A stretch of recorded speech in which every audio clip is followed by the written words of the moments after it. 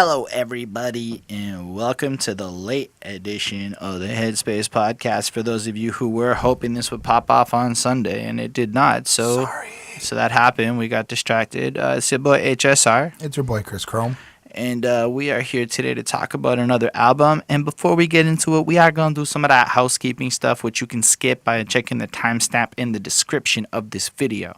So we are a couple of folk who are going to talk about the project track by track and go through it and give our little opinions. And you got to understand that we are not necessarily trying to be the biggest music scholars per se. In fact, we're just trying to be normal folk who are just listening to these albums and trying to grow into music scholar types. So you're part of it. It's kind of like you're just joining us on a journey, and we're like somewhere in the middle now. And then, well, not only joining us, but they also help us on our journey and teach us what we don't find out or what we need to know. Absolutely, you guys are better than Google is something I've come to learn. And anyway, I'll elaborate that on a little quick bit. But before we do that, quick shout out to the patrons, Mozart, Lindell Williams, and Super Old School 1994. A bit more about that at the end of the video. And then I did just want to take some time to show some love to our favorite comment off of last week's video. Last week we talked J-Rock Redemption. And this comment from Andre BM is Rolling Papers 2 is trash, front to back, side to side.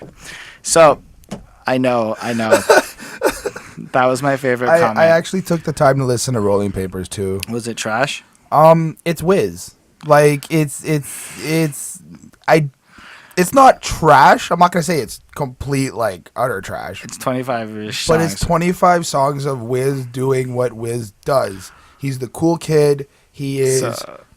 So the reason that comment was there is just because we had commented on how we chose to do J-Rock over Wiz, and then I thought that was a hilarious comment. And if you did listen to Rolling Papers 2, not the first one, the second one, I just want to know if it was good, if I should waste my time listening to it or not. I'm curious. I haven't touched it. I just don't enjoy Wiz Khalifa's music that much in general. He's okay.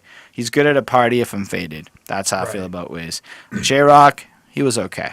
But that's not who we're here to talk about. We are here to talk about somebody that was requested in the comments, and then I decided after getting really excited, mostly at the album name and the concept, that we just had to do it. Who is it? So for this week's Headspace review, we went with G-Mo Skee's Charlie and the Filth Factory. Yep. So I Googled G-Mo Skee, and I saw he was part of Magic Ninja Entertainment. And then I got kind of excited because, like, I'm a bit of a juggalo over here. We did Twisted. We did do Twisted way back in the day. The album they dropped in 20-something. It was a fucking long-ass album title, and it had shit like Black Clouds or whatever on it. Great album. I really enjoyed it, except for those... I like emo Twisted a lot more than I like horrorcore Twisted. So their emo shit, next level. Fucking loved it. I think like half that album I liked. Anyway, that's not whatever. Like emo, by emo you mean like the emotional kind of like my feel like anyway, they're more like emotional feelings driven tracks as opposed to the I'm gonna be a psychopath killer today track. Because like I like ICP, but again, I like certain ICP songs, not all of them. I like Twisted a lot more than I like ICP, but like you know what's up. I know apparently they're beefing and shit. I don't know how deep that beef goes. Hopefully, you coming here watching this know a little bit more about it. Every now and again, I hear stories about how Violent J's a bit of a skis, how he's trying to fuck people, he's trying to be a bit of a skis, how he was ruining psychopathic. I don't really know much except that. He started doing pills. He got kind of skinny. He looks skinny now. I was like, damn, Violent J is not really so big anymore. But I'm kind of out of the loop. Since the last ICP album came out and that one Twisted album, I haven't really paid much attention in the last little bit. Anyway, all that was going on. So I got really excited when I saw that this was Magic Ninja, and I remembered all of that kind of rambling that just went on right now. So, I was like, we got to do it. Because I like Twisted, and I want to see what this G-Mo Skee guy is about. And because we don't know anything about him. None. I did see that he has a YouTube channel with 35,000 or so subscribers, so he might be officially the least famous person we've covered, really. That was like... Well, no. Well, if you want to do, we did Locke's Chatterbox because of an accident on our. Well, no, we didn't really cover that. So, like, I'm saying, like, this is gonna be like the focus is gonna be like, and I don't say that in like I say it kind of like I'm sad. Like this guy, deserves a lot more credit. I thought it was popping, you know, like.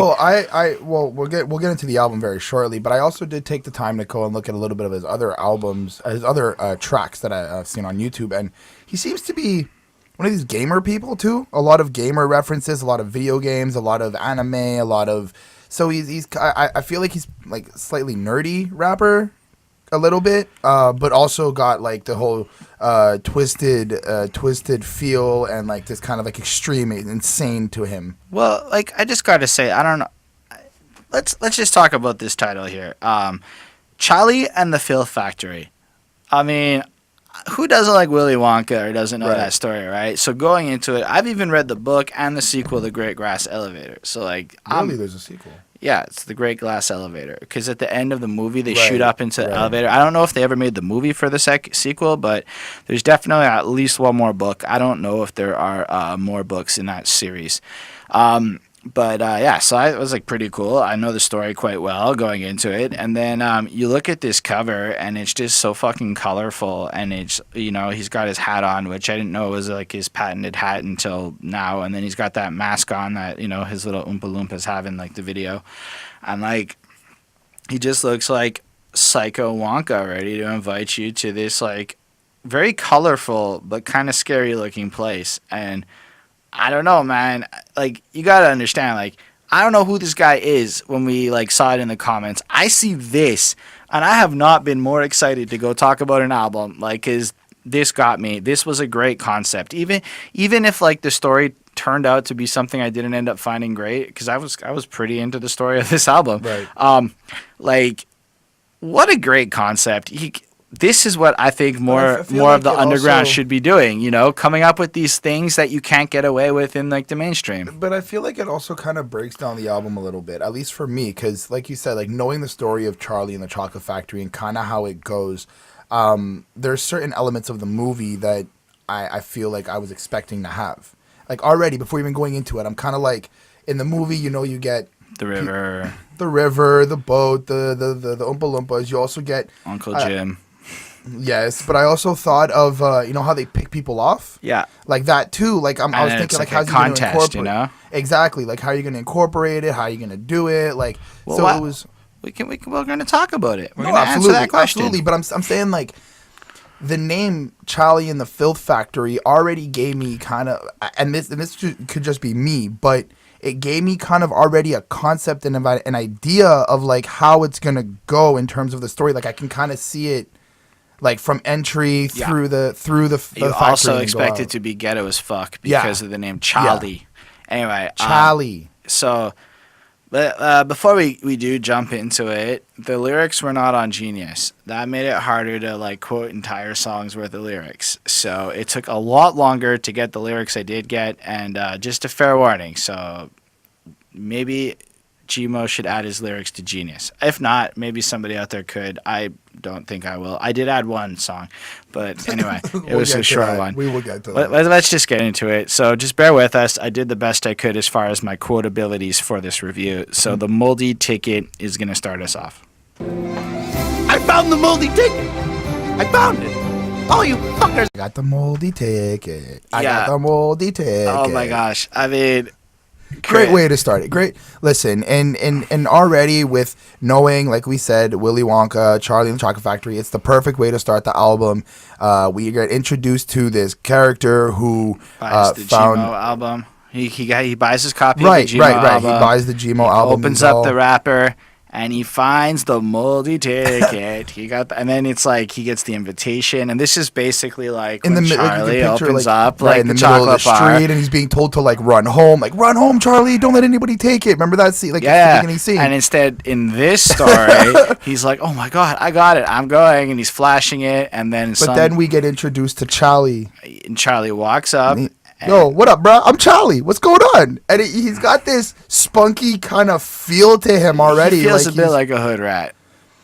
I mean, yes, but not like... Not like a negative. He didn't sound like, yo, run up and no. You know, like, he was like, what up, buddy? He sounded like he was not of middle-class America. And, like, he was deliberately so. Like, the first guy was very clean enunciation and stuff. And then, like, Charlie... But the first guy felt a little bit grungy. But he felt like a bit geeky, nerdy to me. And then all of a sudden, this is to me.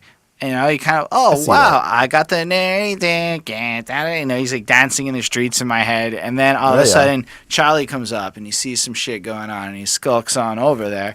And he's like, yo, what's up? I'm Charlie. What you got there? I got this ticket. He's like, that's amazing. Let me see it. Grab the ticket. Well, it's no. It's also context because he's like, I got the Moldy Ticket to G-Mo's Filth Factory, which is the thing, which is why he inevitably steals the ticket because he's like, oh, G-Mo, I'm interested. And it kind of gives you this look like word of mouth in a way, like this idea of like G-Mo's been talked about and people kind of know him. Filth Factory. Exactly. Kind of like how Willy Wonka has his chocolate factory. No, absolutely. But I'm saying like in terms of the artist himself, like it gives up this concept, like, you know, people are talking about G-Mo and he is known, maybe not. I kind of just took it like, I didn't actually go there with it. In my head, it was more just straight. Like, I was too caught up in the parody.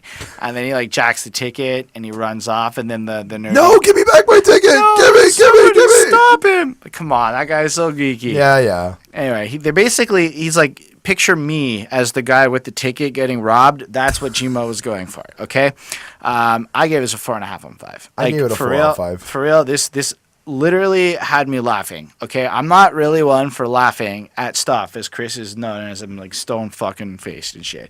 But I was like, this is fucking funny. All right, this was creative. This is an excellent parody as far as they go, and it made me really excited to see how the songs play up into the album. Right. Also, for me, it also gave me this like it's not gonna be like a happy album a little bit because the guy gets robbed. Well, like we're already seeing like the environment. We're already kind of getting a taste of like where that guy got robbed. But Charlie, our protagonist, is the guy who did the robbing. I know, I took it, and I was like, we gonna go on a crazy ride with Charlie. And I see that, but I'm also getting like this kind of feel like G-Mo's kind of showing us like this is how shit happens where I'm from. Like this is like you know, people this stuff happens, kind of giving a little taste of it. It is a filth factory. It is. And the next track is the Ocarina of Crime.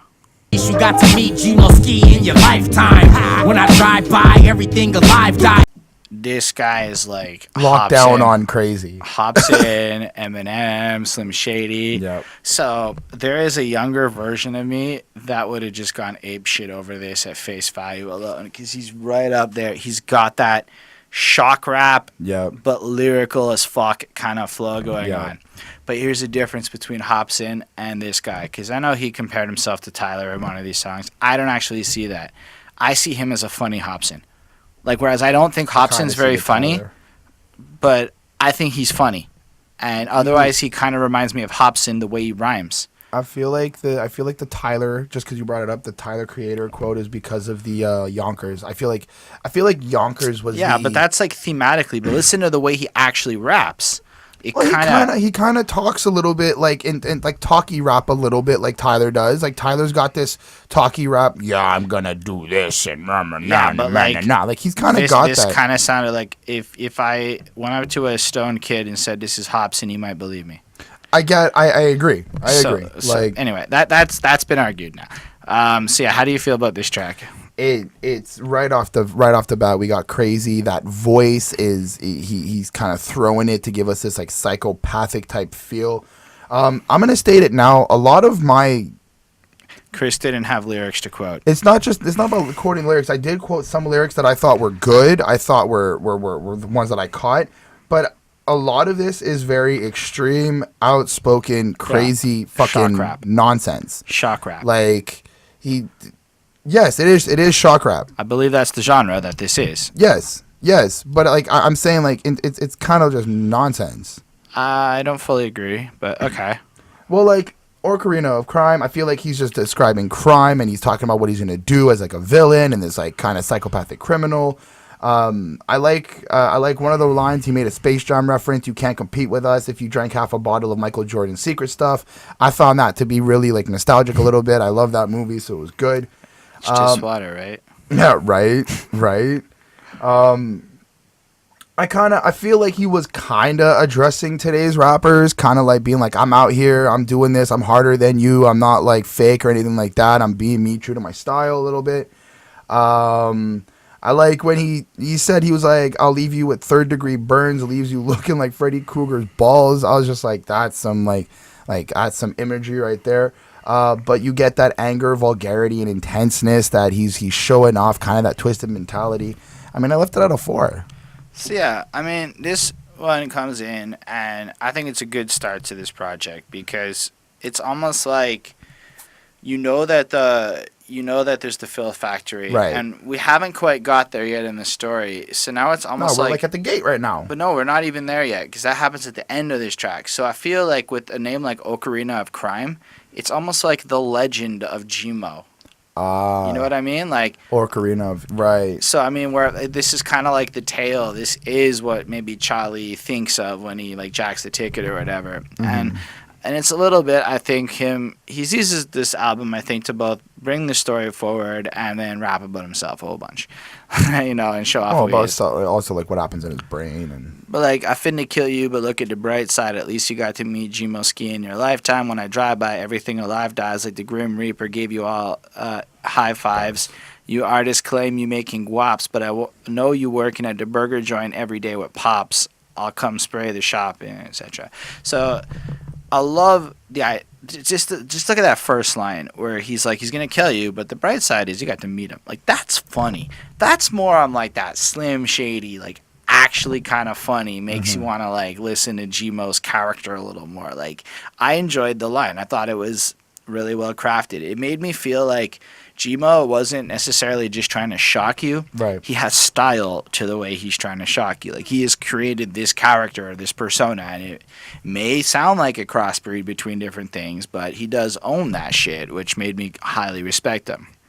But he's also like, he is geeky as fuck, referencing shit like, call me he who should not be named because my name should not be discussed, which kind of takes Voldemort and makes it all fucking gangster and shit because, don't talk about me, keep my name out your fucking mouth and whatnot. Right. I like it. And all that, and then he kind of lost me a bit with, and all that Lil Yachty shit is gay, because I've kind of come to really like Lil Yachty. He really does Lil Yachty makes a bunch of songs about why are guys like this dude making songs dissing me all the time because I'm rich. That's not very nice. He's got a point. And then, you read this, and we've done like 2 Yachty projects, and all Yachty really talks about is how he's rich, which he is, so he's keeping it real. He is flossing this crazy wealthy life that he's one of the very few that can afford. And what is he supposed to do? Like, I don't know. That's Yachty's life. Like, I mean, he is what, still a teenager in a sense? So then it comes down to my obvious hatred of this type of alliance. It's pure jealousy. He's mad because Yachty's selling records and he's not. But I do think he is smart. Hold on. Fuck the mainstream. Charlemagne, give me Donkey of the Day. I'm the other disc jockeys won't play because we keep it vulgar and raunchy in the Bay. At one point I know he admits he's jealous. He actually says it somewhere on the album. I don't know if it was on this track. Right. So I did want to give him his credit. But he also has lines like, run when I pull up to your city in the Death Star, knocking over buildings like Reptar. Rugrats. The dinosaur. Yes. Y'all ain't expect me to get far, but now my money longer than all the Legend of Zelda's quests are. Hey. That's fucking great, especially if I understand Wind Waker. Just doing the whole like islands would make any quest take fucking forever to do. It's really like well done. It's really whatever. It's so fun. Like it's well thought out.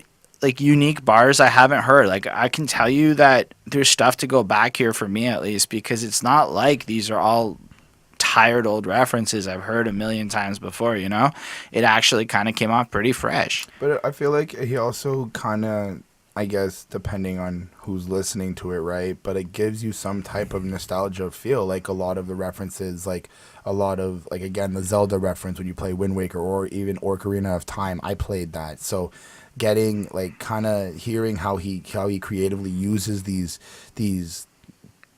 things, right? It's what I'm saying. It's fresh. Mm-hmm. Or I tell you straight like this, it's time for me to take your shit. I'm finna pocket check the game, the jewelry that hang on your wrist, your fucking chain, by the way, nice kips, give me every fucking thing. Way he delivers that hook is so vicious. Like, you really get the impression that he's a really intelligent, grimy fucking dude with a crazy imagination. It really makes me excited to like hear more songs on it. I did give this a 4.25. Here's why. As much as I really am impressed by the novelty and the impressiveness of this track, it also kind of fits into like there is all the other better like there is Eminem if I really want to go listen to that, and maybe I'm whatever. So I feel like this track by itself, it doesn't do a lot to drive the narrative of the album forward. It really just is a snapshot into his mind. It's cool. It's the beat is really my biggest issue. I feel like a lot of these beats on this album, they're okay. Like, it wasn't a great beat. It was the right kind of beat for this kind of rap to make that kind of sound, but it didn't feel like stellar or blow. There are a few on here that are really nice, but this one just kind of felt like okay. His rapping is top-notch talent. His creativity's there. His wit. It's not my favorite kind of hip hop. Sorry, I'm really into the conscious shit mostly. But as far as shock rap and crazy lines goes, instead of offending me or bothering me, I found he genuinely entertained me. So I don't want to call this just a 4. It's a 4.25. Even like it was really cool. And then there is the narrative being driven forward where everyone's congregating in front of the Filth Factory. Charlie shows up. Charlie shows up. Everyone else calls him Charlie and shit. And he's like, nah, it's Charlie. Charlie. They tell him he's an ass or whatever. They get the sense that Charlie's... Or she calls him an ass. Yeah, like, so everyone else is these prim and proper people, and Charlie's a bit of a ruffian and an asshole, you know? And whatever. And then, if I'm not mistaken, that is the scene that plays out in the beginning of the Filth Factory music video. So it's a good time to talk about Filth Factory. Filth Factory. It's a place full of pain where no one is safe for the murder. It might actually be like the end of this video shit, you know. Anyway, I think it's like the music video kind of the beginning of the end of the last track plus the end of this song kind of put together because it's a bit longer, I think, because Charlie doesn't really Charlie's there, whatever, but Filth Factory, Filthy Wonka shows up and starts like talking a bit. Or is it Filthy Wonka that has the video? Well, Filthy Wonka shows up. Like it is Filthy Wonka that has the video. Now I just sound like an idiot. No, it's Filth Factory. Is it? Filth Factory is the one with the video. Okay. Filth Factory is the one with the video, but it also has the clip at the end of this song before the next one that gets played. Well, the clip at the beginning is them showing up. Hey, and you don't even meet Charlie, by the way, in the video. It's just them showing up. They're there. He spits the Filth Factory verse, da da da da da, and then at the end when he's bringing everyone in, he goes. He goes like, oh, it's my uncle. It's a good thing Chris was here. Otherwise, I was fucking sounding stupid. But on that point, the Filth Factory for me is his brain. That was kind of clear to me. It's how his brain works, how he develops his ideas, his thoughts, and his creativity. And it was actually really cool to get into it. I didn't really quote many bars from it. But you're getting this sense of like, I feel like he's trying to be extra filthy a little bit on this track just to like present that factory and how his brain really is dark and demonic a little bit. As well, I also like how he addresses them like, hey guys, you finally got to the Filth Factory, like you made it to track 3 without being scared. In a sense, like he's kind of questioning the listeners, like, you know, hey, good point. That, you know what I mean? Like you made it. Like we could have stopped at Ocarina of Time already. He was already gruesome. Crime. Right. He was already gruesome. He was already a bit extreme, but we continued and made it. So he's like kind of congratulating us a little bit, as well as warning us like it's only gonna get worse from here. I mean, I guess he's got something with gays and there's hate. In the chorus, it's kind of like all the gay bashing and all the hate that's trapped in his mind. I think he's like just trying to be more shock rappy, offensive towards that. But I found the beat to suit this really well. I feel like both the skits on the beginning and the end, the end of the last track meshing into this one work really well with this track. I gave it a 4.5. Yeah, I mean, it starts off with, like, sorry I got all that shit wrong. I just get blabbly. But he's like, you probably love all the shit I spit in my basement, but the rest of the world sees me just as a rapist. So here he's kind of talking to his fans, or probably like you and me, who's like listening to this record, like, y'all think I'm fucking dope, but think about what all those other people are feeling. Although I don't understand the rapist line, like. Well, because he says a bunch of crazy shit, and then all of these regular folk, because. Here's the difference between most shock rap I've heard and this guy. He took this track here to almost kind of justify and explain to us all. Like, this is an explanation to all the people listening a little bit more. Like, how his brain works. he's like, I'm not actually crazy. This is my art. And allow me to elaborate this in this, like, point. So when he's saying the rest of the world just see me as a rapist, but I'm not, so I'm going to help him differentiate it. He's saying, like, check it. Everyone else hears me spit some crazy shit. So maybe on the last album, he just spit some crazy shit, didn't bother to explain it, and now everyone thinks he's a crazy racist. SJW's attacking him on Twitter, this, that, the next thing. Oh, listen to the foul stuff he says. And I don't actually know if that's true, but I'm assuming that's true based on what he wrote there. And then he's going to take us on a trip through his twisted imagination. The shit he says is all fun and games till he's approached in the streets by an AIDS patient talking about how he heard my music when his roommates played it and it left him mentally frustrated and full of anguish. And then, like, you're just kind of like, he's saying, wow, so I made all this stuff. And then imagine, like, everyone thinks it's gravy. Everyone's happy with it until all of a sudden that guy shows up and he's like, I heard your song and blah, blah, blah. It offended me. I feel like but my question now is, again, I'm thinking context, like the AIDS patient, like that, is that shock rap or is that? No, I think he made, this line is both shock rap but literal at the same time. So in the past, he made an AIDS joke or whatever. Fucked a guy with AIDS or killed all the AIDS patients. Right. Or I don't fuck, he made a line like that or whatever. And then he, like, now is getting approached by this AIDS patient, like, you caused me mental trauma, you know? So, but he does, and he says it in the way that he says it, like it's just shock rap, but he's also actually elaborating this really intelligent point. Like, I don't think you understand the shit I'm facing, all the shit I said I thought I could get away with. I'm getting chased in the streets by faggots, preachers, and creeps for the shit that I'm saying on these beats. Welcome to the Filth Factory. And you're just like, okay. So he was really, like, taking the time to kind of contextualize that his mind produces all these crazy thoughts. So he puts them into this art form, right? And then everyone in the world reacts like he's talking some literal shit, and they're almost like harassing him in real life because of this art shit. And so he's like, fuck it, I'm gonna explain it. And then the hook has this great grandiose feel, like it's a show tune, etc., etc. And then somebody's like, holy shit, dude, and he just kind of like responds to that, and we find out he just got signed to like Magic Ninja, and he's got lines like music is magic is a cool, that was a cool line. And he just kind of talks about it. He goes, oh, I was just rapping about being broke, and a week later I got signed, and and now his life's fucking changing around and shit. And then whatever chorus comes in, then the third guy, ad-lib persons, he just doesn't want to go, and he's like, fuck that shit. And he's like, this is my favorite verse, actually. He's like, shut up. You ain't finna ride for the filth? What's up? I thought you fucked with Inf Gang. You acting like a punk, bruh. What, you just gonna turn your back on the crew because I'm being attacked by feminist and activist group? You ain't down with the wicked shit? Give me back your ticket, bitch. I'll give you it to a kid less fortunate somewhere in Michigan.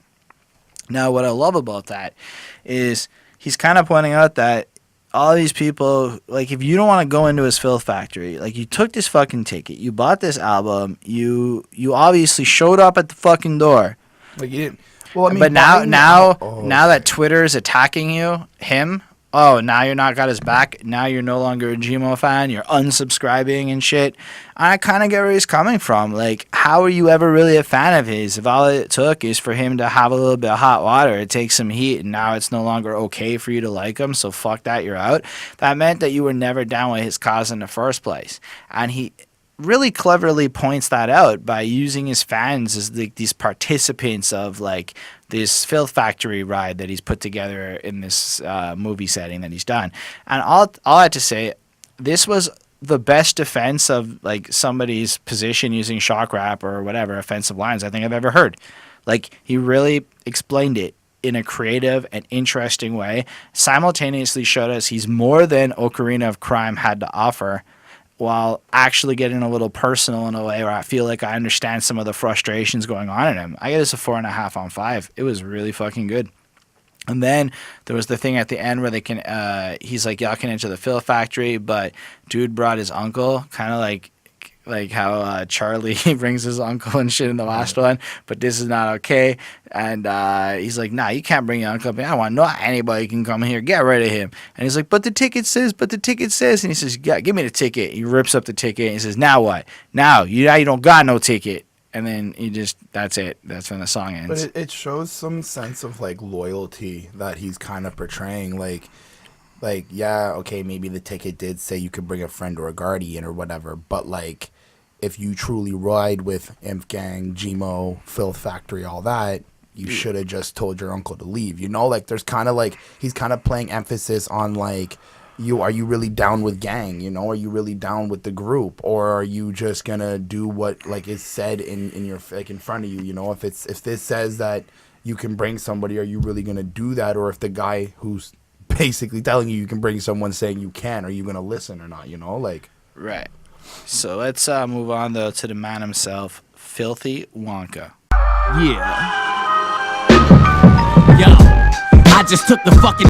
I gotta give him credits on his beat choice here. I think it was really important I think it's just cool how if you look, each of these tracks has been like stylistically a really different type of instrumental for him to rock the same kind of vibes to, but shows off like his versatility and being able to hit these different beats in the way that he does. But what did you think about Filthy Wonka?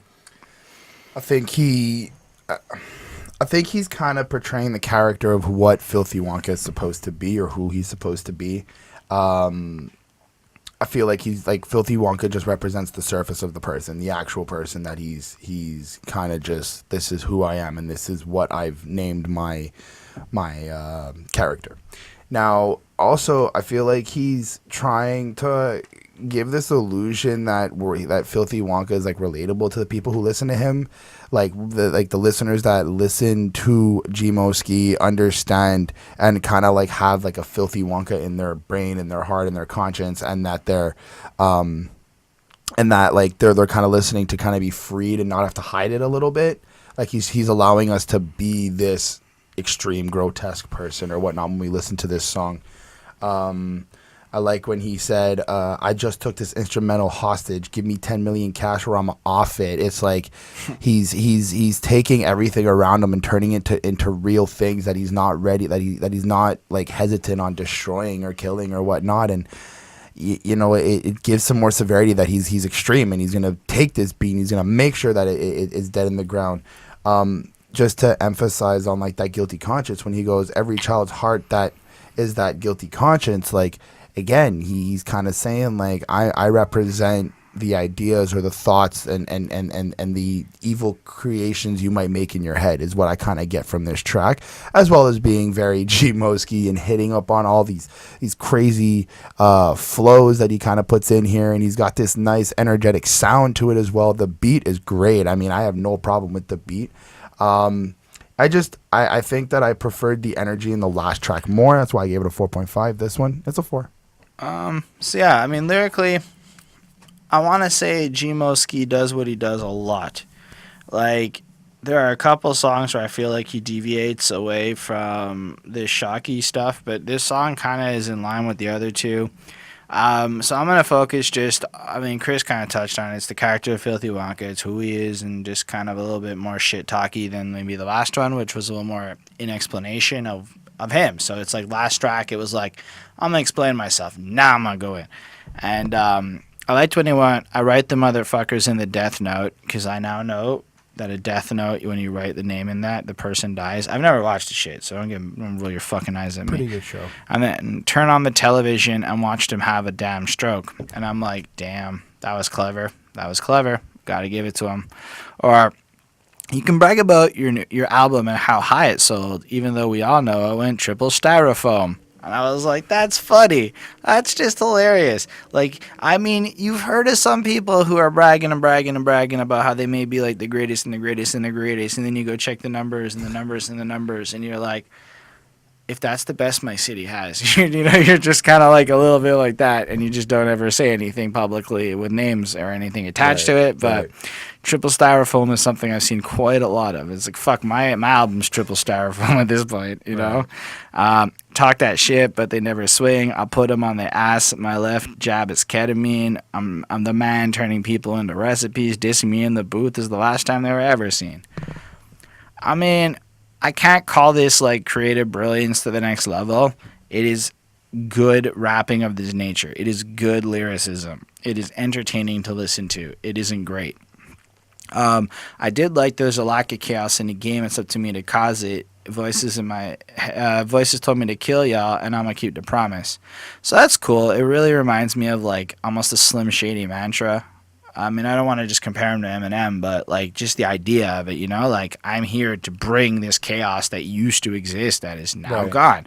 And I can appreciate the mission he's on. Or if you ain't Inf Gang, then the Inf Gang, you can drink pus from a herpes on the pussy lip of a diseased cunt, grab that bitch by the clit, then I scream Trump, bend her over on a tree stump and give her 3 pumps. And I had to give him credit on that. To throw Trump into that, like that's now a thing rappers can do. Like they can make a grab her by the pussy line and say Trump, and like that's kind of funny. Right. You know, it works. And then it just kind of reminded me of some of the grosser shit Violent J says when he's trying to fuck like herpes-infested women in his songs to disgust you. So it was fine. It was creative. I didn't hate it at all. They came down and they see a river of filth, and then they get on the rusty steam pot at the end. Sorry, that was at the end. They're at the point. It's following the movie narrative, yeah, so right? instead So of now like you found the river chocolate of river, and now so it's now the river of filth. filth, which just sounds like disgusting.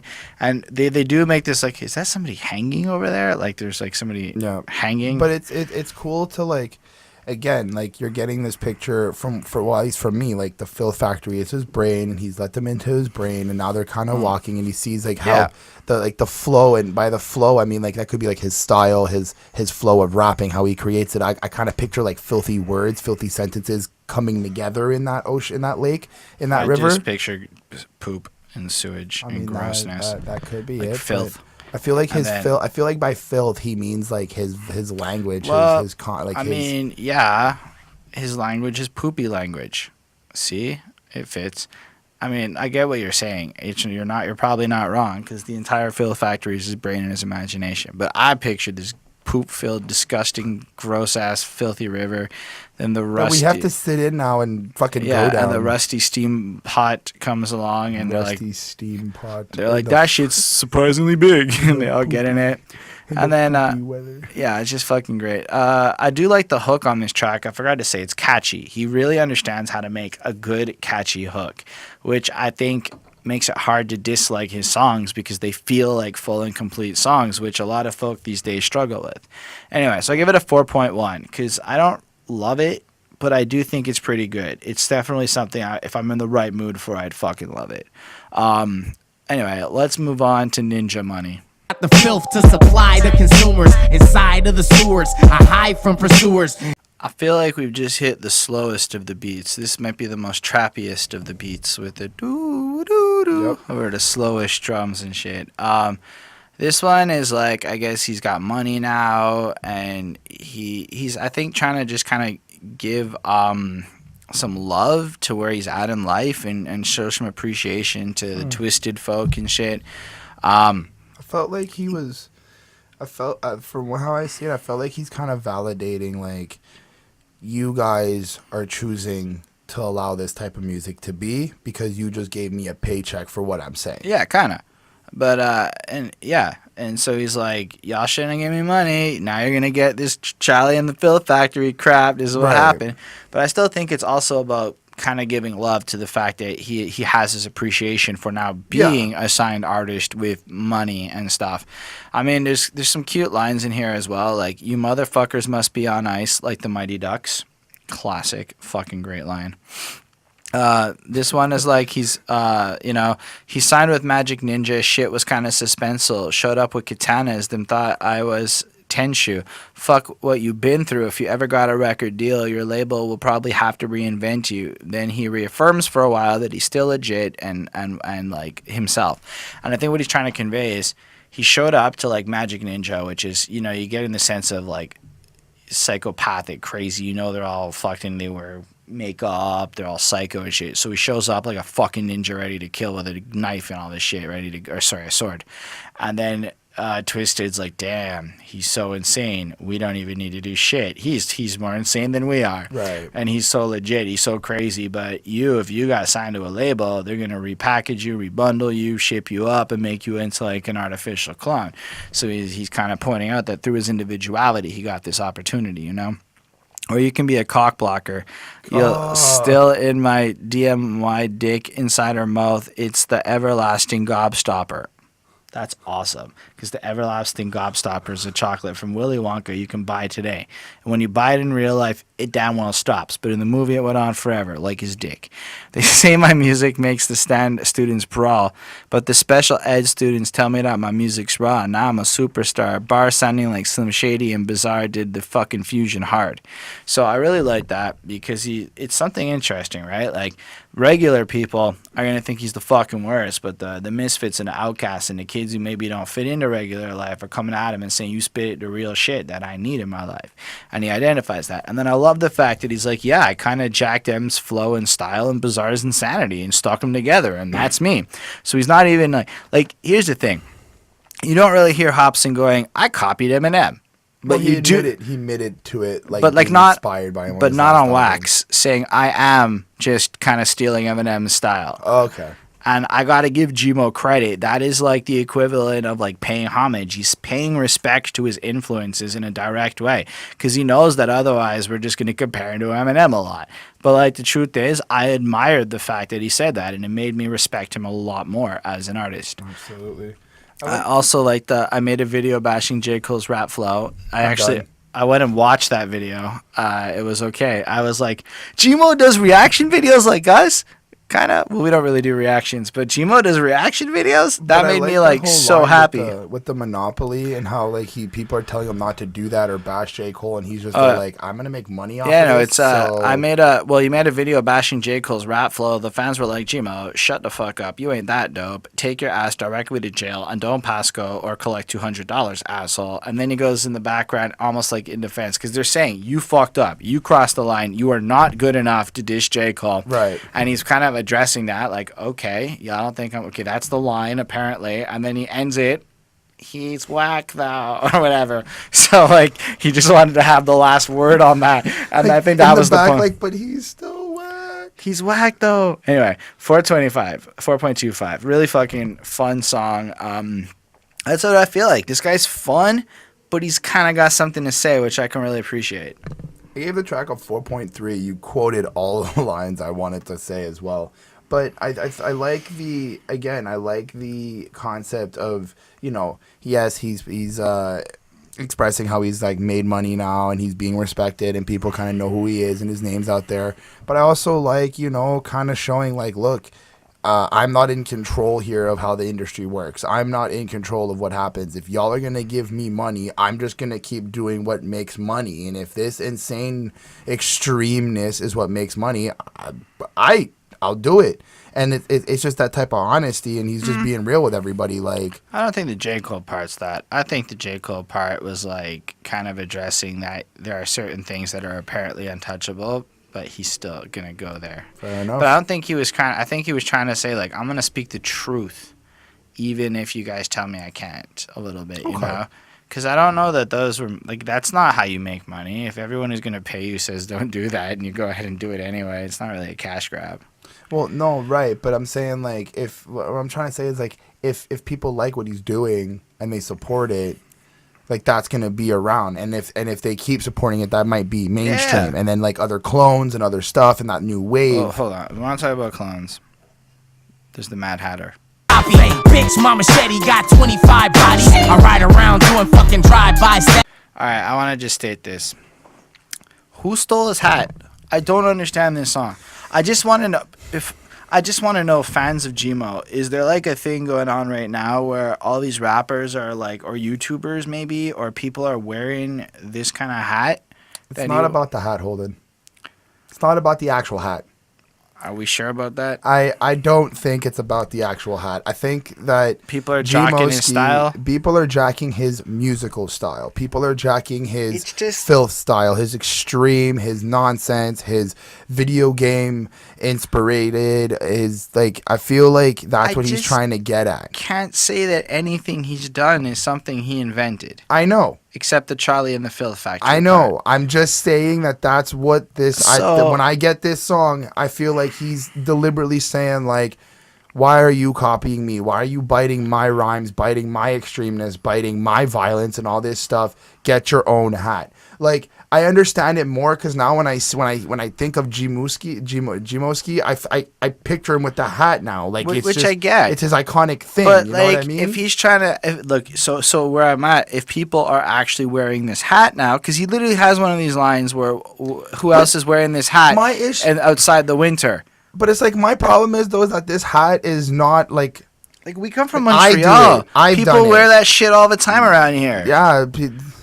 Like, so on the hat part, I had a lot of trouble with because I'm like, Maybe it's like an inner city thing. are Maybe it's like his people area. wearing your hat? Like, is that a thing? Okay, don't get me wrong. I can actually answer this. I'm talking about the song now. And then it makes sense after the little skit goes on. So I'm hearing and I'm like listening and I'm like, this is fucking whatever. And then the song goes through. There's not any lyrics I thought were like overly substantial in this track. He basically just drives home the point of, if you're not like me and you don't do exactly what I do, don't try to rep my style. Don't try to act like me. If you're not really out here being this twisted, which is don't be kind of claiming like to be twisted. really. And I figured it out because I didn't really get that in the song. And But I'm like, then there's a little bit at the end where Charlie's like, yo, but G-Mo, I wear your hat all the time. He's like, well, you can wear my hat, but if you see somebody who's not of the right cloth wearing it, jack that shit, you know? Like, so yeah, he's kind of saying, I think what he's trying to say is a lot of people are trying to pretend to be filthy, or they're like pretending to support him or pretending to be on that shit. That too. Which is okay as like a concept, don't get me wrong. The next part, they're gonna walk through Richmond, and then he's like, I don't want to go through Richmond. People die in there, and then he's like, well, somebody's gonna die, and then y'all have to go. Ha ha ha. Take off your fitteds. Like, and the song's whatever. okay. The song itself is okay. The beat wasn't all that extravagant. It wasn't. It wasn't. I just something think to there was a captive. far better way he could have made the point I think he was trying to make, because it came off a little bit like he's not anywhere near famous enough to be making those claims, in my perception. And I'm not trying to be like negative here, because I really like G-Mo here. Like, I'm just throwing it out there. But when I heard this one track and I then checked his YouTube channel and I saw how many subscribers and stuff, I'm like, this can't actually be about people copying his style. Or whatever. But it comes off like a rapper being like, oh, stop jacking my style. And I'm like, I just find it a little odd that G-Mo wrote that. And then I heard that part and I got it. I guess it's about like fake fans and people fake allegiances and all that. And maybe I just completely missed the point. So feel free to correct me on this one. I guess a 3.5 on 5. I was not really riding the Mad Hatter train. I left it at a 4. I mean, I enjoy his lyrical technique. I like his lyricism and all that. It's just, I don't know that I could listen to the song and not run through that conversation every time in my head. Every time I'd be like, but who's wearing his hat? Like, I couldn't get past that. Okay, I guess yeah. Because I can look past that. Like, I'm looking more at like just I feel like there's like an underlining message of like being true to yourself and trying to just be unique, and you don't have to copy him. Like, you don't have to copy him. Like, I kind of get that a little bit too. Like, yeah, stop wearing my hat. Stop trying to be like me. Like, be yourself. I don't think he really cares if you're wearing that same hat, but don't be trying to wear the hat and act like him. No, I think he cares. I think he probably... Yeah, you think he like really cares that you wear like that hat, like, you know, in winter, in the middle of winter? I'm thinking... I think my brain went to Russia, because it's like always fucking Well, summer. no, but I know people in Montreal who rock that shit in the summer, and we go, why No, are you wearing yeah, that shit I in the mean- summer? Because, and I'm saying since, like, the last 15 years, I've been seeing people do this shit, no problem, so, like... Maybe he's us. Maybe it's the Canadians. Maybe, yeah. Maybe he's like, oh, you Canadians stealing my swag. Maybe, eh? But you just gotta remember that Canada exists. Anyway, it's just, to me, whatever. Let's talk about the ghost town. These niggas jealous, they feet ain't moving fast enough, but they don't remember when I was broke before. I think this is definitely my favorite side of G-Mo. This more like introspective, kind of taking you through stuff. Like, just where I'm from, people look down on you if you got a dream. Yeah, I know what he's talking about. Yep. Sacrifice it all because working a job is not my thing. I mean, working a job's not my thing, but I do it because I want to get my other dreams. But I get where he's coming from, and part of me wonders if I made a mistake staying at my day job. And it was my prophecy to fail. These devils will pop a blood vessel when they thought of me living well now. I want to make sure that they see this shit when I explode. These don't know what it takes to survive the road. That's why I show appreciation every night at shows, because last year I was still sleeping with mice and moles. Seems like he's got... I feel like there's some type of, like, hatred that he's holding on to towards his own city. Like, I feel like Richmond is where he's from. Richmond, California. I don't think it's, like, so much against his city, but, like... But the experiences he's had in the city. Like, he calls out his teacher, but his high school teacher. He calls system, out, like... right? Like, I think it's more of a... like, the... It's the fact that, like, at the end of the day, people listen to what you got to do, and they don't really want to see you achieve or succeed, right? Like, even now, like, I can say it's not like anyone's rooting for fucking me to win. I mean, some people a little bit more now, but when I started, it was just, oh, look at this fucking goofball trying to have dreams here and shit. Or especially if you're older, man. If you have dreams when you're 30, people who don't have dreams when they're 30 are really jealous of you. Something I'm coming to see. But I love that because I picture, like, this ghetto poor environment where he maybe doesn't have a lot, and the people around him don't have a lot. So because he has this dream and he's trying to ignore his reality to get bigger and better than what everyone else believes they can get, it's like they actively go out of their way to keep him down in this environment because they don't want to see him win, you know?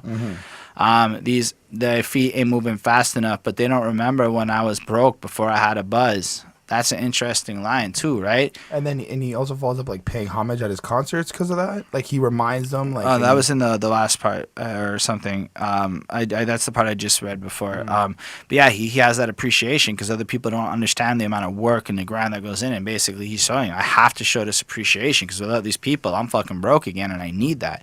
I feel that way inside. Like, every last one of you that views one of these videos, it's like you guys are my ticket out one day, hopefully, you know.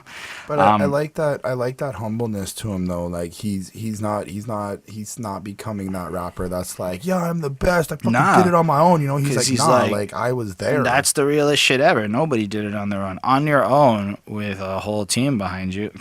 You know, like, nobody does it on their own. Right. And the chorus is like murderous thoughts and shit. I liked when he's like dropped out of college and they thought I was a burnout. Now every verse on every album getting cursed out. Boy, I told you I would make it one day with this. And then he goes on to, like, shouts out his dead homies, and he, like, goes in on literally everyone who didn't believe in him. And I appreciate that because, like, I understand what it's like to collect a list of people who just don't believe that you're worth anything or that you're going to go anything, and that fuel to, like, look, I remember when we started this podcast and people laughed at me because we got, like, 10 views in a video. Now, at the very least, I can say we never get less than 40 views on a video. But you know what? Like, I don't even, like, that doesn't click in my brain, though. Like, but, like, in the beginning when we started this, people had a certain way about it. All this time later, you know, it seems to be growing. And now people have a different way about it. Right, but, like, it seems and like it's just this mentality of needing it, like, live. Like, no. We started it's the and fact, we got 10, 20 views. No, I don't think it's about that. I think it's because if I can go home at whatever, late 20s, while working at the same job as these people and shit, and start a podcast and have a dream and actually try to build something with my life outside of my job, then why aren't they doing it?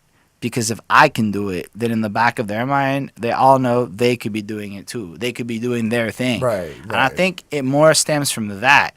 Because by having your dreams, by having your fucking successes, you make other people feel inadequate. I think that's a little bit more what it was, you know? And, so he kind of goes in and he describes this ghost town, but I think it's about potential. I think it's about people believing in you, or they almost create this environment where you have to fail. And I don't know, I loved it. I thought it was a really fun, but it was a really cool song, 4.25. And then, what did you think about the song? I think that he really. I felt like he was giving us a little bit of insight about his upbringing. Well, not his upbringing, but his childhood experiences.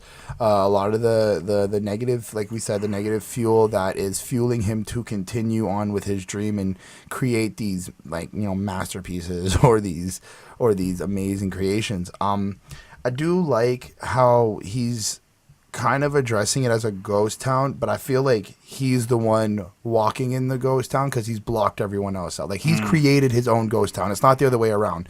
It's not like I feel like there could be elements where he's like, yeah, my town's so negative and dark, as everybody's all phantomy and shit. But I feel like he neglected all of, like, he blocked it all out. But I think I think it's a little bit more like he sees them all as living dead. They're all a bunch of ghosts because they don't do anything and they just try to suck you in. That's interesting. But I guess that's kind of what I'm trying to say. Not that exactly, but fine. Like, you know, blocking it out. I gave it a 4.5 actually. I thought the beat really suit the atmosphere of the song. It gave you that eerie, creepy vibe of what he was trying to portray, and then especially following it up with the little skit at the end, right? Like where the guy kind of loses Brian his shit. Starts tripping out. It had to be Brian. And he runs off and he opens up the door to some horrors, and then Wonka is like, you fucked up now. Hands him a fucking gun and says, now you gotta kill somebody. He's like, no. He's like, you opened up the door to the darkest side of my imagination. This is the beginning of... Yeah, so like basically we got some context into where he's from, some of his frustrations and now his feelings. And then along the tour, somebody didn't listen. They weren't supposed to touch anything. But I do want to touch upon that. It opened up like the inner demons, you know? But that also showed, like, for me, that felt like when people kind of push your buttons. When people are kind of like you're like, yo, don't talk about this situation with me, or don't bring up this fact around me because I don't feel comfortable with that. You know, like I don't want you. Like, yeah, you can't be that kind of weird. You can't. Let me see what you really like. You know, oh, you want to see what I'm really like? Okay, and then he's like, well. Because Brian didn't seem curious. He seemed scared already. Like he was trying to find a way out. But because he didn't listen and he went, like, I kind of look at it like he dug deeper without really trying to dug deeper. Like, you know when you get into a really tight conversation with somebody and you're trying to find a way to end it, but you just keep asking questions and it just gets more serious or whatever it is? I feel like it's that. I feel like Brian was like, I need a way out of this. What's the quickest way? Find the door. And when I open that door to get out, it's like, oh, fuck, I messed up. I unlocked something I shouldn't have. I mean, maybe. I mean, that's something. I don't know. I took it a little bit like something more just simple. Like, he was, they're like maybe provoking him, but I think it's more like people they went on this tour to like go through his mind, and then he's like, okay, here's the tour, this is the way it's supposed to go. I think it's more like almost interviews, you know? Mm-hmm. And he wanted to go down these questions, and then people kept asking about certain things, and then he's like, oh, so you really want to go into that part of my mind, eh? And now he's about to express his even darker or eviler thoughts or whatever, you know? That's how I kind of interpret it. I don't know. I don't disagree with it. I think that's actually a valid assessment. But I think that as well, it just seems weird because Brian was trying to escape. Like his initial action was that he's trying to escape out of fear. As much as it's a parable to his real life, it's still Charlie and the Chocolate. It's still a story that he's telling, and part of it is plot narratives to make the story move forward. But it's interesting how he's getting rid of people, though. But it's kind of also something that happened in Willy Wonka, you know? Doesn't somebody freak out, touch some shit they're not supposed to touch, golden chickens or whatever? Oh, yeah, the squirrels. And so, like, there's, like, it's kind of also paying homage to the progression of how people didn't listen in Willy Wonka's factory and bad stuff started happening. Anyway, now we're on the front seat of that ride. Rapping in bandages, coast to coast, motherfuckers are vanishing. Now they the Filth Factory. Alright, so like we said, this is him just kind of going in with more of the shockity shock stuff. I didn't really like it, though. Well, it starts off with aim for the fucking head, now do it, or whatever, because he's kind of got, like, he's giving him the gun. They're going into, like, the darker side of shit. I feel like some type of, like, kind of conformity, though, there. Like the guy opened the door. He didn't want, like, Brian opened the door. He didn't want to open the door. There's some girl scream. There sounds like a kid kind of crying in the background or something like that. And now, like, Filthy Wonka, G-Mo Skee is like, you open the door. You need to handle this. Like, you need to fix this. And I feel like I don't think that's conformity. No, I don't mean kind of like maybe a test in a sense. Like, are you really... I don't even think it's a test. I think it, again, the part where he gave him the gun, that's kind of the narrative, and now we're going into the darker part of his mind, and while you're in here, it's kind of like these are his thoughts, you know? Like, I mean, I just don't think it's a I don't think it's commenting on how, like, other people need to now become savage murderers or whatever. I think it's that, like, the whole point is that the contents of his mind are so fucking dark and murderous and crazy that it would make you have to go and kill people. Like, if you were in his mind, this is the kind of shit that would happen, right? Like, that to me is more the macro element of the story he's telling, you know? Because you just kind of lyrically, it's just more shocky shock stuff. You want shock rap? This is 1,000 watts, bitch. I'm on stage giving G.G. Allen props. So I looked up G.G. Allen. I know who he was. If you don't know who he is, he was fucking crazy. He was like this rock and roll fucking guy. He just roamed around, played music, went on tour, wrote the most fucking extreme shit ever, whatever he could that's offensive. He would defecate on stage, cover himself in shit and blood, and like fucking do drugs and all the crazy shit, like the craziest of crazy shit. So that reference is pretty good in light of how extreme G.G. Allen is, and if he's trying to like put himself into that category, it makes total sense. They calling me a chauvinistic masochist. They tell them I'm an entrepreneur / philanthropist. I love that, because they're calling him whatever. He's like, no. But the truth is, he probably really is an entrepreneur, and then he plans on becoming a philanthropist in real life, while everyone perceives him in this way, which I think is really interesting. Now watch me perform surgery on an acid trip, cause an accident, and replace organs with random shit. I am 100% certain I've heard that from somewhere else. That is something I've heard before. Even if it's not that exact wording, that kind of line sequence, get high and then replace it, you know, I think I've heard that before. So that was fine. But just to give you a sense of what this song is, and it's pretty much that, like the whole way through the track. So there was one more offensive thing I found enjoyable. 2 lesbians, Marianne and Lisa, say goodbye. Then one of them died from anesthesia. You call it a dead body. I call it an easy fuck. I'm Dr. Evil with his motherfucking pinkies up. And it was just... How do you feel about necrophiliac? Like, it's so fun. That is extreme. I got to give it to him. Like, given the goal of his song, that was one of the few lines I felt really achieved it. But it was so fucking witty that I have to give him the pass. Whereas other people, if he had missed the joke, it would have just been crude. But that was kind of like this visual that you go along with, and you're like, damn, that is the goodness of, like, it's kind of like As the World Turns by Eminem. You know, there's that level of ridiculous kind of shit going on. Yeah, and then we hear a girl crying, and she wants to die, and then she shoots herself. Yeah, she shoots herself. And then G-Mo is just laughing, and he's like, I thought this is what you wanted. You came for the filth, but you can't handle it. And I thought that was particularly interesting, because I think now that part's a little bit criticizing society. We always want this filth, this horror, this shock, this whatever. So G-Mo goes, here's some real shit, and we can't handle it. And I think that's a fair criticism of people. It's like we want this to exist, but then we want to criticize it for existing. And I don't know. I give this song a 4.1. I don't really dig it as much as some of the others. In the context of the album, it's really good.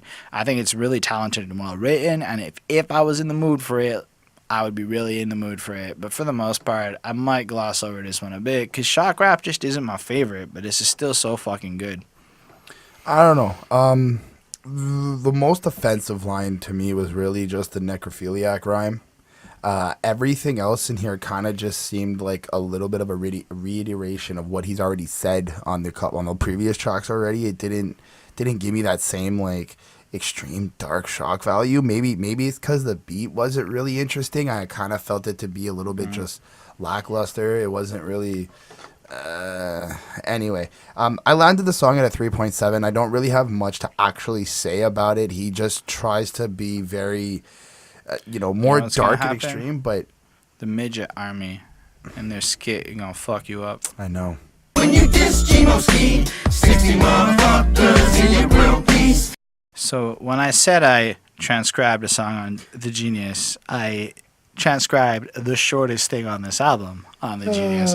Mostly because I was writing it out of my notes, because it was just fucking great. It's the Oompa Loompa song, but like repurposed for this album. It is the perfect interlude. It is Midget Army, filthity filth, fuck with the Inf Gang, get your ass killed. If you survive, we'll send another hit. The midget gonna be riding around with a full clip. What do you get when you dish G-Mo Skee? 60 motherfuckers in your grill piece. It's just fucking great. And perpetrating with an internet beef, and now your ass is laid out to street, looking like a stupid bitch. Midget Army, filthity. Anyway, it's fucking great. I mean, Actually, it's kind of short. It's concise. he shows that he's got his minions, his Oompa Loompas, which is really just But the it's midget army, and they're filthy assassins instead Super of. cool. So like it is a great use of the Oompa Loompas with their song and everything. 4.5 on 5. I mean, it's hard to call it a full 5, but it's fucking great for what it is. I gave it a 4.5 on 5 as well, but I just noticed something while doing this. He's basically introducing features. From after listening to the album a couple times, I noticed it. There's no feature except for one on Ghost Town, which is Crowda. And if you think back to the Willy Wonka movie, there's not really any actual scene with the Oompa Loompas until they're there. until they do their song. And right before they do their song, there is one Well, to be scene. fair, they do their song when the river, because that's when the kid falls in the river, and they have the first Oompa Loompa song. Is that the first one, or is that Yeah. just the little? No, that's the first Oompa Loompa is. But when it's not the song. It's every time a kid gets taken, they sing the song. Right. No, every there's- single time I'm pretty they- sure there's they do the No. Oompa Loompa, but there's one part No, where it's no, an no. actual song. Yeah, and it's definitely gonna be like right. The first time we see it is gonna be with the chocolate river when the kid falls You know in. what? We'll have a first four or What do more. you get when your child's a brat? Each one has their own. I'm pretty sure like each one has their own. Anyway, I don't fucking remember. This is not really the point. Anyway, but I feel like he's actually introducing some features as well because one Oompa Loompa shows up, Crowda, on Ghost Town, and then suddenly. I mean, you might be right, But suddenly there's other features on the next couple of tracks? Like he has nobody before this. But there's not features on like literally every song. And maybe if the song with his gang or squad or Well, whatever. there's Inf Gang. And yeah, then but that's like there's- way later on. I think you're reaching. I think it was just kind of. Well, random. Laughing at You is the I next one. know, and I there's- know that has features on it. I don't think that those guys are midget army Oompa Loompas. They're not his minions. I'm not directly. I'm just saying like I it could think be like you he's showing. I mean, it's an interesting idea. I don't think it's. I don't agree. I don't agree, but it's an interesting idea, Chris. Anyway, Laughing at You is next. Bitch and shit, I'm sick of it. I'm sitting here up in the studio in a predicament. My balls are all in my way. I can't even. All right, so Vinnie Paz comes in and he says stuff. And when I say he says stuff, he has lines like shitting on himself, this motherfucker need a bedpan. There is a dark side, Reggie Noble, Redman. And that was one of the most mundane. Like, I don't know if there's a really deeper purpose to that line, but it sounds to me like he said a Redman album, then Redman's name, and then he said Redman. I mean, that's cool. I don't know if that's a dope bar to me, but it just felt like that was the level of depth we got throughout Vinny's entire verse. It sounded good. Yeah. I like when Vinny says stuff. He's one of those guys with one of those voices where it works, but Stovepipe, Fully Automatic, but the Tech Jam. Okay. He didn't really say much. G-Mo followed suit. Again, I didn't really find anything overly noteworthy or interesting. And that's mostly because J-Tada was here. Now, I like Jokerr. I found out about Jokerr back when he was beefing with Hobson and To stuff. defend his verse. Like Okay. It's It is the most fucking... all about No, his, it's not all about balls. So, his balls. It's not all about it. Yo, I'm kind of intimidated because G-Mo Skee and Vinny is a beast mode Moldy, and rap is an art form and they're so full of ego and I gotta deliver or Vinny's gonna think I'm feeble and G-Mo might have my say N-word pass repoed. Listen, man, the guy's white as fuck. And then he turns around and goes, I'm half black. I know, he shouldn't be. It's so hard to defend Joker's use of it. I don't care if he's half black. I mean, maybe he is. I should care, but that's part of why I'm not the biggest Jokerr fan. Because guy's fucking talented. I enjoy his theatrics. But then he's so into using that word that it's like, man. Anyway, but he was here, so we're talking about him now. But then he's like, and I'm on the chorus. They already had heard my voice now. It's true. I did catch his voice on the chorus. I was like, hey, Jokerr. Even before I saw the credit. I can't fuck this up. What am I going to do? Man, shut the fuck up and rip that shit. All right, cool. And each one of my balls is bigger than James someone. Then he goes on about his balls. And literally every verse thing he says now, his balls get bigger and bigger. He can't mix this. his balls are in the way. You're just picturing that South Park episode where they're bouncing down the street. Wait, what the fuck is hooking up with women lady balls on scrotum Tinder? what the fuck is what that's what's happening. Like Jokerr look, comes in and drops his verse so ridiculous that even G-Mo was like, what the fuck? But like the verse, like Joker's talented. Like he's fucking Joker's like his so, the way he like, spins honestly, it, like, it's fucking ridiculous. It's pretty good. But what? Like Well, this wasn't offensive. This wasn't extreme. This didn't sound like. I'm gonna have to disagree with you. Joker's level of don't give a fuck is that he went in on this whole verse like deadpan serious intensity. Like I'm basically making an entire verse about my fucking balls getting so big. Literally, his balls are so fucking big that he's sitting on them. But this is like take it a step back. He's saying his courage, his cojones. I caught that. Big I caught that. I caught the whole pride, ridiculous, brave, courage thing. I caught that. It's it more was just, pride isn't the right word. But either way, my point is that it's completely ridiculous. But it takes a guy with balls to make that verse. Think about it. Yeah. That takes a man with balls to get up next to Vinnie Paz and make that verse. I loved it. It was fucking great. This song is 4.25. His verse is funny, but it's mostly like a big novelty act that's gonna crack you the fuck up. But I could see how the joke gets a little old, but it's still really funny. It's still really well because he goes really fast. Jokerr, he's really good at that, and he just triple, quadruple times it about his balls being so big. It's fucking great. Anyway, I give it a 4.2. All right, let's. I don't think there's any skit here. Or no, there is. At the end of the guy is like, "Why did you do all this shit that happened to you? What happened to you? Make you like this? Oh, what happened, G-Mo? Why are you like Yeah. this?" And he goes, "I got a question for you. Why are you still alive?" This isn't. Who is this though? Oh, who said that? Filthy Wonka said that to random character. I think it was the same guy who ran through Richmond and opened the door. I think it was that guy. No, it wasn't Brian. It wasn't Brian because and I know it's not Brian.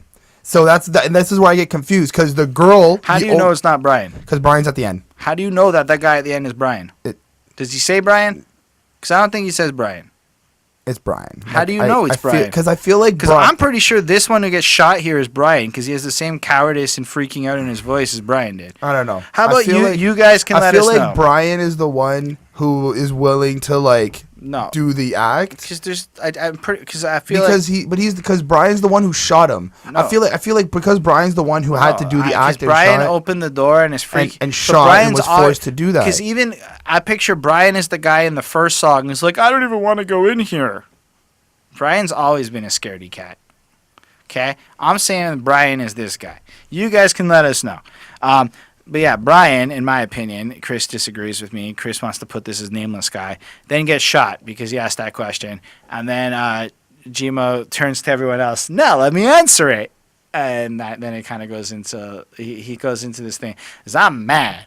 Every day I'm mad. I breakfast mad. I know I've heard that comedy skit from somewhere else, but it's still funny to hear G-Mo do this. And he's like, I'm mad. I wake up mad. Isn't it? No. No, there's a thing that I've heard. I can't place it. Name drop somebody, but I'm. I don't know who or what it is. It's a piece of media I've seen that in the past that was basically this skit. But anyway, it's fucking funny the way he does it. Like he's just like, I'm a mad, cranky man, and that's why I'm so fucking psychotic. Anyway, it goes into the next track, Grouch. When I wake up mad, that's why I'm on the internet talking so much trash. The whole world sucks ass. This is an Eminem song. Sorry, my first notes, I didn't even realize it. Whoa, shady much? Like, I swear, the beat, the fucking everything, it's straight up like MMLP era, like Eminem. It's pretty good. He's pretty much him going in on being a grumpy head in the morning. I like how he mentions shit like he's pissed because he's sober, and like this is like his emotion when he woke up. I get that. I can't say anything about that's what stuck with me. It's just kind of it. He's mad in the morning, and then he's mad all day, and so he goes to bed mad. So he then wakes up. My only real issue with this song is that I don't feel like I got any real reason of why he's mad. Like, okay, the world sucks. I don't want to be here. No, but I think it's kind of what it is. He feels that he's one of those people who's just mad all the time, and because he's mad all the time, just that simple. Like you're just making a song about how like an angry person you are. Just yeah, and then he justifies it with shit like I woke up and I don't have any weed and I'm in a bad mood. Rah. I mean, yeah, I guess, but I feel I had to make a rule for myself. I'm not allowed to go on Facebook and answer comments without coffee. I've deleted about 100 comments over the last 6 months that I wrote before I had coffee and then realized I didn't agree with the tone I took. I'm mad in the morning. I wake up mad most mornings, okay? Grouch. Very much so. So I thought that was kind of relatable. I also like the fact that he points out how all these groupies are just trying to get to Twisted and they're using him to try to get ahead, and he just kind of feels like a puppet or whatever. You know, the world doesn't want to let him fit in. They don't want to let him be him, and so he's mad, you know. He's mad because at the end of the day, his Filth Factory is rejected by people. That's what I took from that. I give it a 4. I feel like it's a pretty good Eminem song released in 2018, but like I don't have a lot of real feedback on the track. I gave it a 3.9. I am sorry if that comparison offends you, but if you guys like this one a lot, I'd love to hear why. So yeah, bring it on. I tell them pick them pom-poms up and bring it on. You know who the fuck it is, man? So the problem with a posse cut when there are no lyrics on Genius and you've never heard of any of the members before. Inf Gang. That's his gang. I'm assuming that's his posse. And he lists everybody at the beginning of the song. I don't remember them. So I'll run you through my notes. It's like a side story. The local legend, Inf Gang, a bunch of folk, his squad. G-Mo starts us off. The only line I thought that was pretty whatever is J. Cole talking about how he want to fold clothes for you. Fuck it, I'll knock a bitch out like Oscar de la Hoya. J. Cole? J. Cole talking about how he want to fold clothes. We reviewed that album. I want to fold clothes for you. Oh, yes, for your eyes only. And then fuck it, I'll knock a bitch out like Oscar de la Hoya. Because the J. Cole video he made was on For Your Eyes Only. Then it's Deep Voice Guy, who I think's the chorus.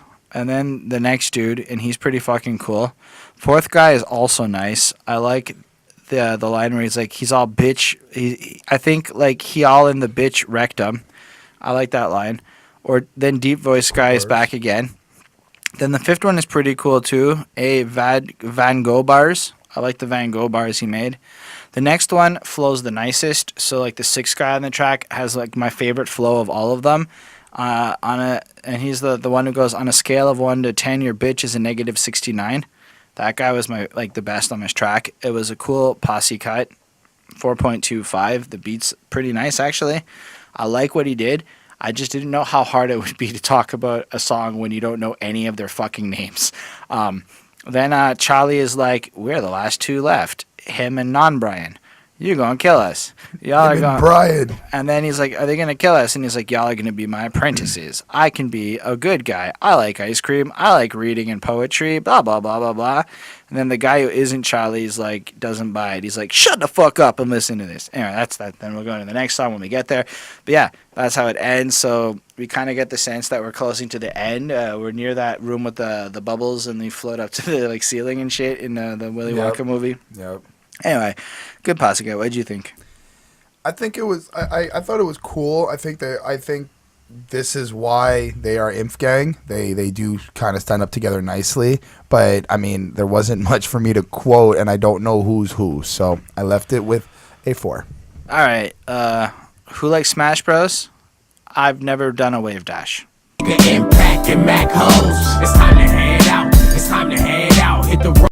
All right. So basically, it's whistly and nice sounding. G-Mo is getting high, performing, partying, enjoying life. They're doing the Wavedash. They're pushing out. They're growing. Well, he's also kind of like I feel like he's giving us this message of like, you know, stick to what you know, and not stick to what you know, but like stick to your dream. Stick to your goal, stick to your dream, and keep moving forward, and don't give up. Like, don't lose that Wavedash. Don't be but make slipping. sure you do the Wavedash. But like, the world's an open book. If you don't travel, you only read a page. That is an amazing line. My life changed when I traveled for the first time. I was 26 and I went to Pakistan. with work, and that was life changing. And then I went to Israel because I'm Jewish, and that shit's free. So that was also life changing. That shit's free. If you're a Jew and you're under 26, between 18 and 26, you get a Yeah. free trip. Oh, By nice. free, you still end up spending about $600-700, but like it's like you would have spent $5,000 otherwise. So it's free enough.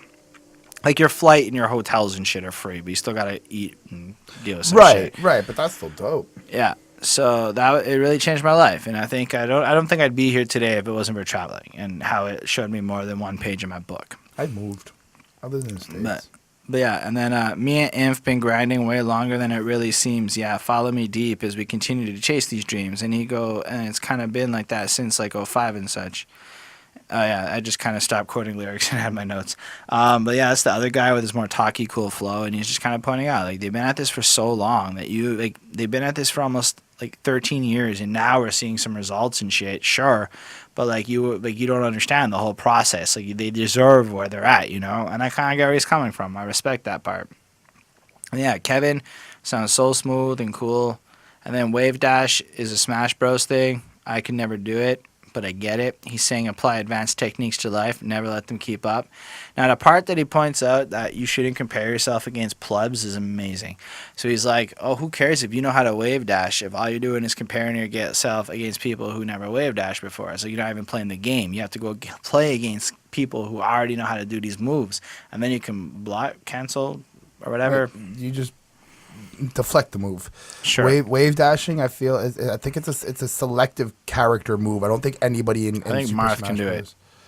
it. Marth, I think. Because everybody used Marth because he was the fastest. That's not entirely true. Link's pretty fucking fast too. Yeah, but like everybody used Marth. Anyway.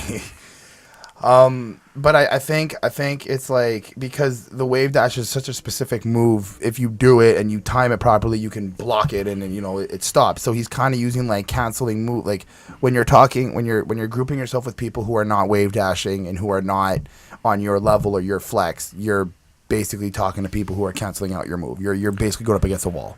Well, I kind of took it like even the canceling out the move was like the next step beyond wave dashing, and he's saying like you can't even learn that skill, that next level like that. So like if the wave dashing is the first meta game move, I guess like you can't stop a wave dash if you don't know how to do it. If you're not playing against other people who are wave dashing. Yeah. So if you spend your whole life against Joe Blow and Schmo, it's like I think the smartest thing I ever learned is don't take financial advice from anyone who hasn't made $1 million, because that person hasn't made $1 million. Their advice will not help you make $1 million. And it's that kind of thing. It's like learn how to pick smarter competition, smarter targets in your life, which was a really cool song. It really did follow through in the suit of what he wanted.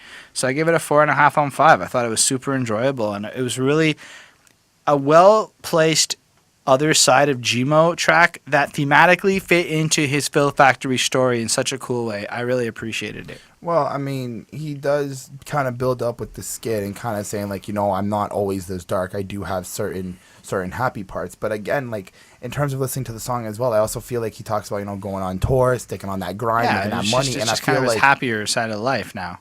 Right, but I feel like he's also given this input of like when you're on your grind, you're happy. Like when I don't care what people say, I don't care what people do outside of it, but in my Filth Factory, in my head, in my brain, when I'm focusing on my dream, this is when I'm happy. Everything that stops me from my dream makes me a grouch, makes me mad, and nah. But when I'm here, I'm wave dashing. When I'm in my zone, I'm on my platform. I feel like it's a matter of if you grind long enough and you improve your skills and whatever, you'll get that reward. 10,000 hours. Because, like, I think he's still a grouch. Like, I don't think that's what they're saying. I think he's saying, I have this life now because I wave dashed. You know, he's trying to put it in, like, that kind of a perspective. Because in that second verse, it's like, we only got here after a decade of work. You know, like, it's about having to develop your skills to get to where you're at, which I think is pretty fucking cool. Nice. I gave the track a 4. It wasn't like super out there, but it was a difference, a refreshing to listen to. Yeah, and then I don't think there's a skit. I think it goes right into Don't Wait. My pen hit the pad, I enter another dimension. All the shit I went through, the world forced me to witness. This is the track where he's talking about how when he does his filth thing and he does his grind and everything you just talked about, this would be a better song to attach that entire description that you put at the end of the last song to. Well, let's do that and add more. Because I definitely think that's where he's going through. He's taking us through his dreams and how he's stuck with it. He's kind of contextualizing the reason the Filth Factory exists. So I kind of took it as he was telling us to not wait, like chase what you're chasing. yeah, it's part of it, right? Right, but right. like simultaneously justifying the existence of the Filth Factory. So we have him taking us through his dreams. His teacher told him he was dope, but like he needs to censor himself and not be a certain way. And he's like, wait, why can't I just be myself? Why can't I be a proper person, etc., etc. And then he like kind of created this imaginative world of darkness to give himself that inner strength, because inside of his imagination, inside of this Filth Factory, he is strong. He can be who he wants to be. He can in this little platform. He can be that like superhero-esque person or villain he wants to be. Or like, shout out to the real motherfuckers that are not in school, because they took a risk for their dreams and now they're on the move. And then I really like that line. I dropped out because I realized school isn't going anywhere, and it took a very long time to get my shit together, but it's kind of really relatable to me. Like, he really sells the grind. He's been working to it. The beat evolves as it goes on. Like, this is the best fucking beat on the album that's not the Oompa Loompa remix. And then he tells fuck not to wake. Just do it. Like, G-Mo's gonna get it, and he got it by doing all of this. And I think the crux is that you can too, and that's what he's trying to tell you. It's a positive message in terms of a lot of the negative that we've been getting and a lot of the angry, not negative like bad, but no, like I don't think it was ever negative. I think it may have been shocking, but I can't say I've heard negativity come out of G-Mo. I apologize. Maybe negativity is the wrong word. I'll give you shocking and frustrated, maybe, but nah. He's been pretty positive for a guy. Like, I think this album was more to show that there's more to him than shock. You know, he's deeper than that. Okay. I don't know, I give this a 4.75. This is an amazing fucking song. All things considered, I think it's my favorite song on the album. I gave this a 4.2. I like this a lot better than the last one. I think that the beat was more defined, more something I can listen to over and over again and not get tired of. It didn't have no heaviness to it. It was very just like there and soothing and kind of giving us this feel like, you know, you can do it too. So cool. And then we find out that G-Mo has the Filthy Imaginator 5000, and they're going to use it to destroy the world, and they are going to be his apprentices on the moon after taking out the world, and we need to go into the underground. Yeah.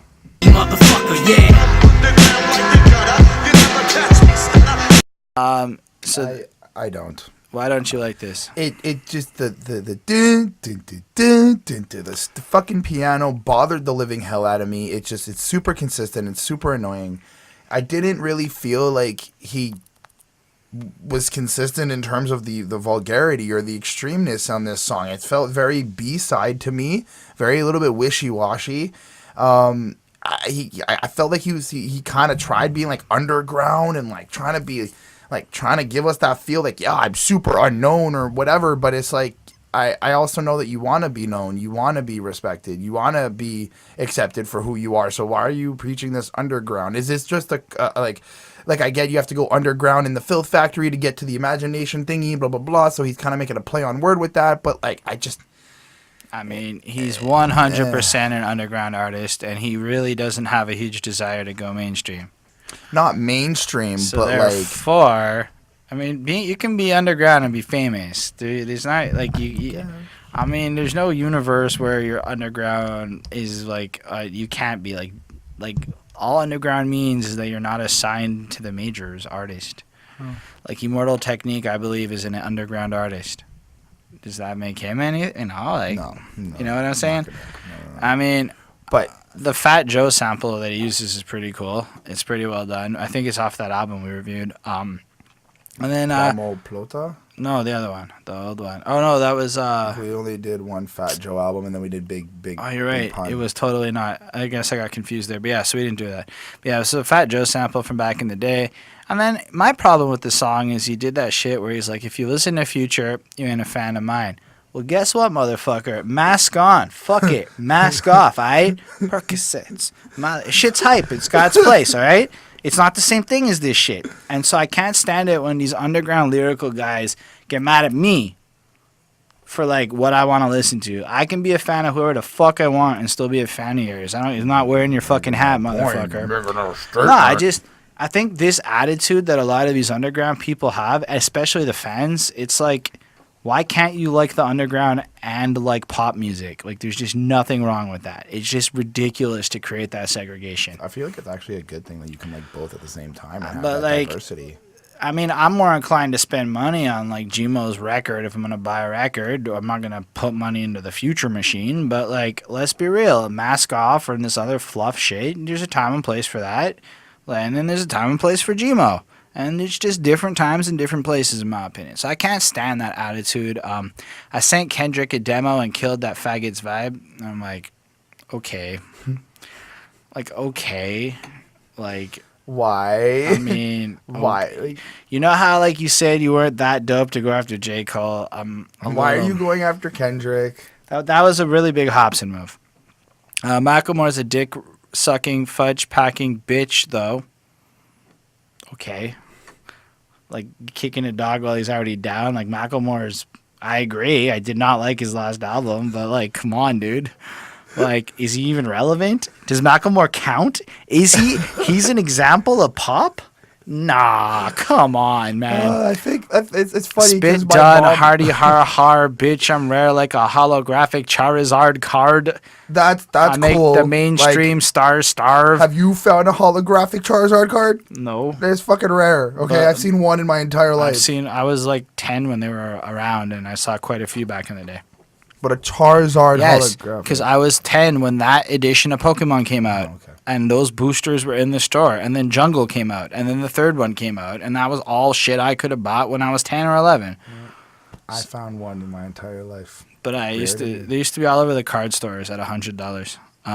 Then we hear the Skit, next dude. Anyway, yeah, the song doesn't have a lot really to it outside of that. He's just kind of attacking mainstream artists again, which always makes me go, you fucking underground losers. Like, to me, it's just pathetic. Like, you're not doing anything other than making Future more famous by shitting on him. Like, if you really want to take out pop music, underground artists, stop attacking pop music, because you're not making yourself more fans. You're just like Making your fans go figure out why you think they're shit. You know, but like that's a it's risk like you more might to not the wanna point. take. You just turn into white noise. I think I've heard nearly every underground artist we've covered try to talk shit about the mainstream. Like, it's the mainstream's fault that people don't buy their records. That's not really how it is. It's just an unfortunate part that if you want to make songs about killing people, you might not get the same play as doing drugs. I don't pick the priorities, but this is the world that it is right now. I happen to like what G-Mo does, but I didn't really appreciate the point he took. I recognize it's a pretty good song. I give it a 4. But, like, I just can't stand when underground artists do that. To me, it's just not cool. It always makes me find you a little bit of a wanker. But, you know, I just don't hate the mainstream. Like, I think there's a lot of good shit out there, you know? Like, oh, shame on you for winning. Like, what am I going to be jealous for? That just makes you a hater. You know, like, it's not really, like, conducive. He just sounds like an aimless hater here. But then we hear the next little skit at the end where the next dude wants them to, like, kill Wonka, and Charlie's like, I don't want to kill him. And then he sees Charlie with the gun, and the other, then he gives Charlie the gun, and he's like, Charlie. Oh, I don't think it's a gun because or whatever. It sounds like it sounds like some blunt object. Yeah. Because the like Filthy Wonka, well, G-Mo comes back, Yeah. or Filthy Wonka comes back, and he's like, all right, let's do this. And then what's in your hand? What do you got there? And then I think when he's saying like, what's in your hand? What do you got there? I know he addresses Charlie. But I think he's talking to Charlie because Charlie's got that, and then Charlie beats down the next guy. Right, but that's what I'm trying to say. Like, I know that he addresses Charlie, but I feel like when he's saying like, "Oh, Will, what are you doing? Like, what's going on?" He's addressing the other person because the way that Charlie comes up, I think he was kind of like talking to both of them, like, "What's going on here?" Yeah, okay. I mean, you can't really see who he's looking at. You're just imagining. Hey, let my imagination go with the And filth, then okay? Charlie, instead of beating down Filthy Wonka, kills the other guy, beats him to death, which is a pitiful point in the story because like, this Charlie, is where what have you done? Charlie, my boy, you've passed the test. Da da da da da. And now let's go launch Just the like Filthy the last- Imaginator. the last scene of. Yep. So Filthy Imagination is the last track, or second to last thing we'll talk about. Like I was Greg Buell. I hope you niggas ready for the turbulence, the blunt that I'm burning. So they started playing, and he goes, he's a real sick fuck. And then I heard, I'm zoning off of one joint, you know, and then I just still don't give a fuck started playing in my head. And I'm not saying that G-Mo jacked the style, but I'm saying took Eminem's hat. I am going to say that if you listen to the way this first verse builds out, the way the drums kick in and everything, and the cadence and the tone he takes, it's remarkably similar to Still Don't Give a Fuck, which is part of what I loved about this song. I'm not saying it like it's a bad thing. I'm saying it like it needed to be said. Be that as it may, he's like, they say I'm a tyrant who needs to be silenced because I got the fifth formula formed to be science. No remorse when I'm writing. My brain full of torture devices was the story behind the gore and the violence. I'm just using my fucking imagination as an engine and think I'm being offensive to get attention. It's not what I intended, but you could take your opinion and drive until you die in a head-on collision. And you just get the sense that he's just being himself, he's being whatever, he's being extreme. Well, I feel like and then people are like, oh, he's just an attention-seeking asshole. Look at him acting out with his fucking behaviors and shit.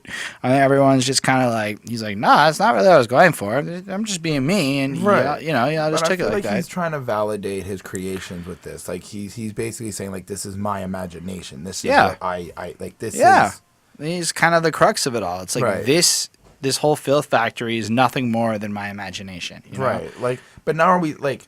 And then, like... In terms of this allows to cut the conversation of, like, are you really this crazy or are you really this insane? Yeah, he's kind of putting it out. Like, nah, man, this is just my imagination. Calm your fucking tits, or whatever people say. And then...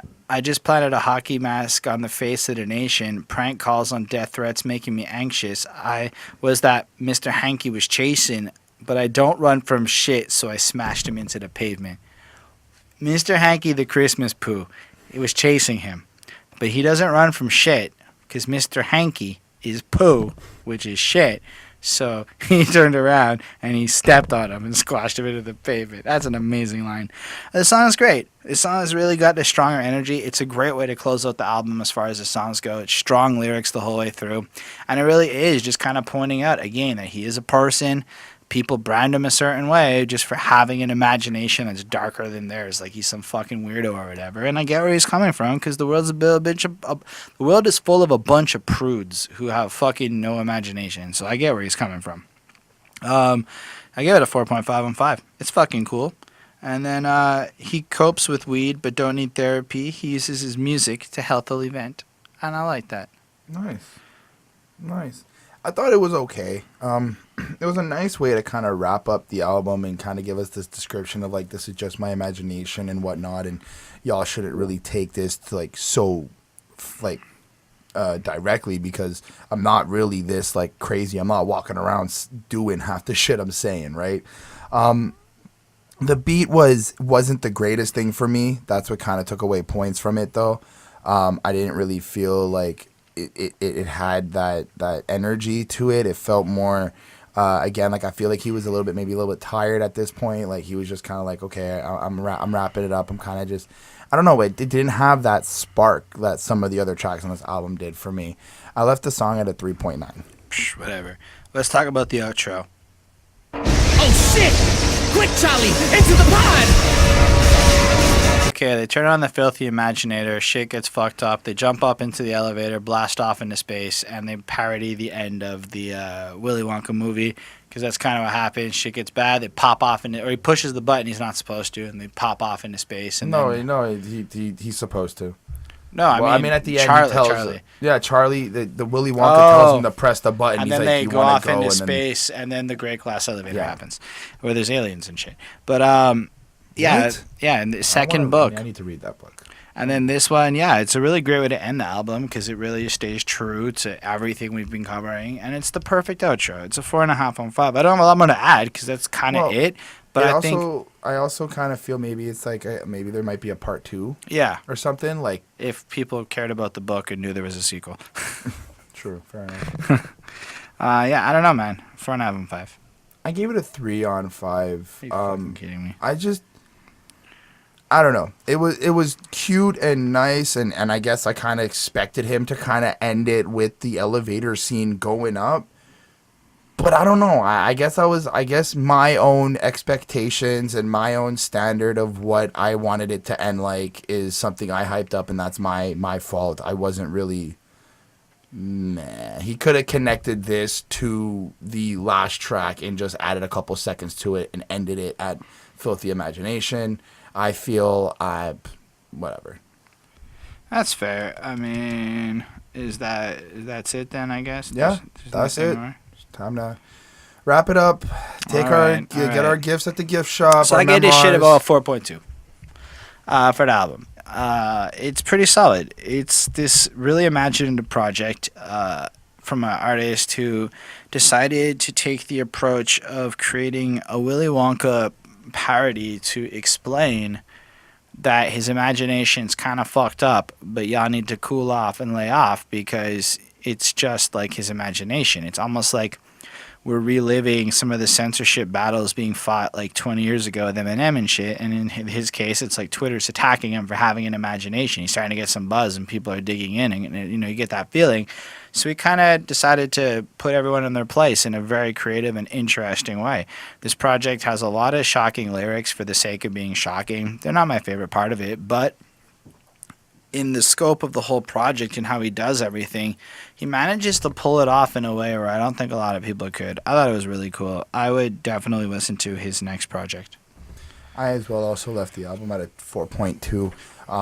I like it. I keep going back to it. I like the energy and the way and just the funniness of some of the shit he says.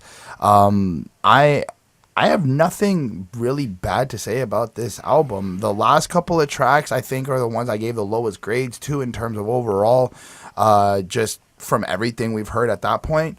But this is a very good parody, creative album that we got from Mr. G-Mo Skee himself. All right, cool. So thank y'all for watching. We totally appreciate it. It's super cool that y'all stick with us, especially those of you that stick with us all the way to the end. You're the real VIPs. And those of you that skip to the end, you're the second place VIPs right after those who We're the watched the whole third. thing. Third place is people who fucking clicked on the video by accident. You still give us views. We still appreciate y'all. And then if you don't hit dislike, you're coming fourth.